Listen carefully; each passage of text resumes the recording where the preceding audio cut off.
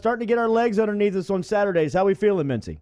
I'm feeling good. 3 straight 4-2 weeks, and I remember 3 weeks ago when T-Bob and I got on here and I said, there's no reason to freak out about anything. It's a long year, and 3 straight winning weeks, and I'm ready to keep it rolling this week. That's right, nerds. Listen to our guy Mintz. He knows what he's doing. He is a pro in this realm. How about that 13.5 last Saturday night in Tiger Stadium?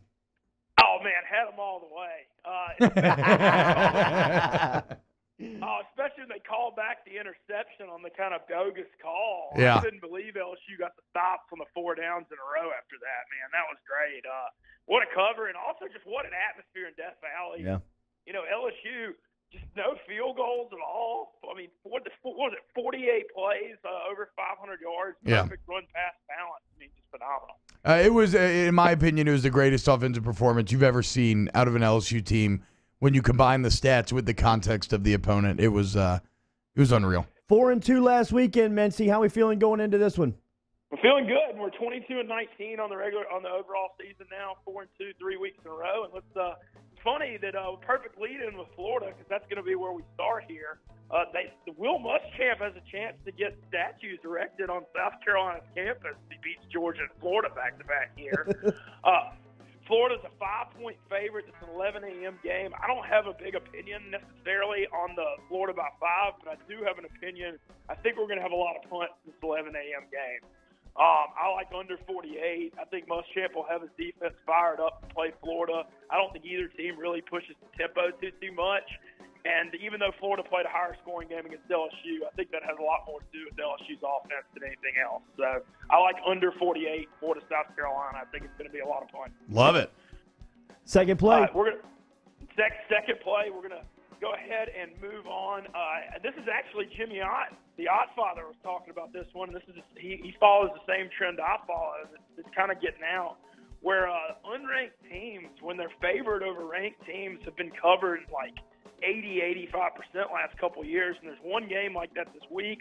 It's the Oklahoma State Cowboys hosting an undefeated, but bubble's about to burst on the Baylor Bears situation. I mean, they're a great story, and I get all that, but Stillwater's a tough place to play. Oklahoma State's a 3.5-point favorite, and Baylor should have lost to Texas Tech last week, and I like Oklahoma State at home here by 3.5. Let me offer a real quick story here that Hanny told us last night. So Baylor fumbled a snap in overtime that should have set them up for the loss. The referees called illegal snapping, which I've never heard before, but allowed Baylor to keep the ball. They end up winning.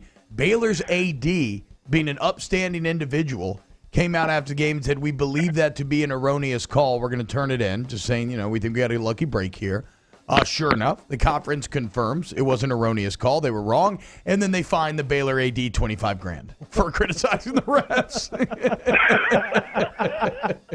So, as Greg Bowser said last night, no good deed goes unpunished. Yeesh. Yeah, crazy. It's a new era. It's a new era at Baylor with the integrity, I guess, coming back after the Art problem. Yeah, exactly right. Hey, I really like Matt Rule, though, Mintzy. Even if they lose this weekend. No, he almost got the New York Jets job last offseason. I think he's got an NFL future. Third play of the weekend, Mintz. Where we headed? Third play of the week. I was actually super impressed by the USC effort up in Notre Dame last week, and I thought that was a spot they might get blown out. And there's been a lot of smoke around USC's program. Lynn Swann leaving as AD, Clay Helton under some fire, but they're still playing hard for him. And USC's home road splits have been real big this year. I mean, big wins over Utah, Stanford, Fresno State at home, and I think they're just going to beat the hell out of a bad Arizona team. USC by 9.5. We're talking about an Arizona team that lost to Hawaii, allowed 41 points to Northern Arizona. Washington's offense has been struggling the last few weeks. They put up 51 on Arizona last week. I think USC rolls big. Fight on. 3 college plays this week, Mintzy. You like the College Board a little more than normal. Well, yeah, I do. And my college has been picking up, like Jordy said. We're also dealing with a lot of NFL bye weeks are starting to kick in. Yeah. So it's kind of making the board a little thinner on the pro side. So we went 3 college. We'll go ahead and move on to Sunday now. And, we all kind of know where this thing's headed. The Miami Dolphins heading up to Buffalo. Here we go. We all know about the Bills under thing that we've been rocking every week. And, as I said on the show a couple weeks ago, until they start making these damn things 34 and 35. How low is this number about to be with Miami and Buffalo? 40.5. Wow. Too high. Okay, yeah, it's still not hitting the 30s. No, it's still not hitting the 30s. I know the Dolphins are going with Fitzpatrick, which I prefer Rosen for unders, but does it really matter, Mike? That's the best shot I've ever heard of Josh Rosen.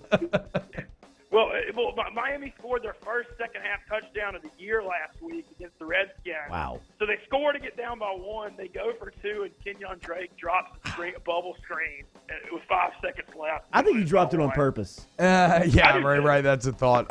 Mintz, I will say this. Fitzmagic against his old team. Now, granted, that probably applies to like 16 teams in the league, but Fitzmagic against his old team, I'm a little worried here. I'm going to ride with you, but I'm a little worried. Well, look, my thing is we saw Fitzmagic get hot last year, and Mike Evans, Deshaun Jackson, Adam Humphries, and O.J. Howard aren't on this team. Yeah. So I think that's got a lot to do with it. So I'm taking the Bills under 40.5.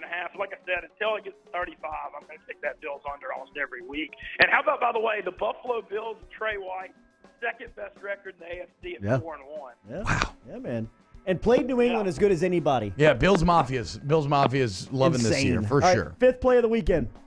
Okay, next up, we're going to stick in the NFL. And I don't know if I'm going to catch any flack for this one or not, but I've been saying since the Titans signed Ryan Tannehill in the offseason after the Blaine Gabbert disaster week 17, I think Ryan Tannehill is a lot better than Marcus Mariota. I don't really know that really is a broad statement after Mariota went 7 of 18, 63 yards, 2 picks last week. Jesus. Tannehill threw for almost 150 yards in the fourth.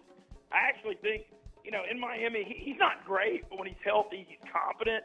And I think Tennessee may turn it around a little bit, and I like them by 2 over a Chargers team that cannot block anybody. That offensive line's a disaster, and their whole season feels like a mess. So I actually like Tennessee to do it home over the Chargers. So is that what happened? Is it the O-line? Like, what happened to Los Angeles? I still always want to say San Diego. Maybe this is the gods coming at them. But what happened to them? They were so good last year. I think the Derwin James injury was huge before the year. He was an all-pro safety last year. The O-line's melting down. I think Rivers is getting older. I'm starting to worry that that's a factor, too.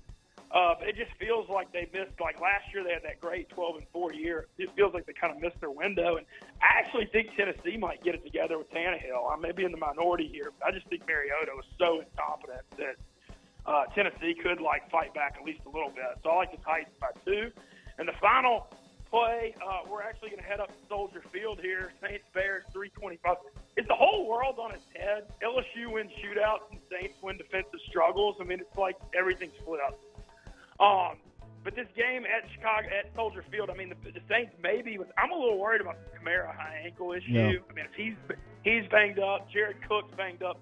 I mean, I hate to say this because I obviously love the Saints, but, I mean, they scored 12 against Dallas and 13 against Jacksonville. Neither one of those teams is Chicago Bears off a bye at Soldier Field. I'm real worried. I mean, I don't see how they're going to be able to move the ball, but I do think the defense will keep them in it. And even though the total's low at 38, I'm going under again. I think Teddy Bridgewater. You can bet unders on Teddy Bridgewater and go to the window a lot, unfortunately. Under 38. Wow, that number's even lower than Miami number. Buffalo. Show some respect to Fitzmagic. All right, recap here. Under the 48 on South Carolina and Florida Saturday morning at 11 a.m. Oklahoma State -3.5 versus Baylor there in Stillwater. USC off of a solid effort versus Notre Dame last weekend, -9.5 versus Arizona. Like the fight on there. Bills under again here. Another consecutive weekend under the 40.5 versus the Dolphins on Sunday. The Tennessee Titans -2 versus the Chargers Sunday afternoon. And then Bears Saints under the 38 there for your final play of the weekend. That's Mintz's six-pack here as Mintz's 22-19 coming off of another 4-2 weekend. Mintz, enjoy the weekend. We'll recap it next Thursday. Sounds good. Real quick, I think Ole Miss is going to fight A&M this weekend. Watch out for that. And I agree. Because it's always good to play the week after people play Bama. Other thing, a little bit, not a big warning, but the gambling trend I follow that I use on here, like Mississippi State a lot, +18. I'm not betting against LSU. LSU's covered 100% of spreads, but just a little bit of a warning on that. That's all. Thank you, Mintzy. Talk to you next Thursday.